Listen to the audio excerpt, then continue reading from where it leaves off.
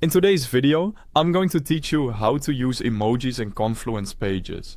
If you've ever wanted your pages to feel friendlier, clearer, or just a little more fun, emojis are a simple way to add tone and visual cues without a lot of effort.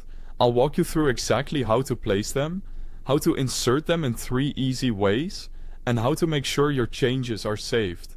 First, open the Confluence page you want to work on and switch it into edit mode. Look for the Edit button, usually shown as a pencil icon near the top of the page. Click it to enter the editor. If you don't see the option, you might not have edit permissions, so just make sure you're working on a page you can modify. Next, place your cursor exactly where you want the emoji to appear. You can add emojis to a page title, a heading, a sentence, inside a table cell, pretty much anywhere you can type. Emojis behave like regular characters, so you can position them before or after words, or even use them as lightweight section markers. Now let's insert an emoji.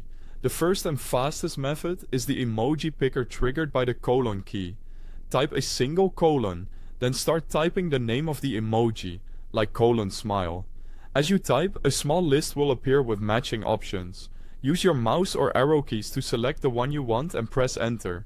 If nothing pops up, check that you're in the main editor and not inside a special macro that disables shortcuts. By the way, if you're brand new to Confluence or want to try it out, there's a link to the official website right at the top of the description so you can get started quickly. The second method is the slash command.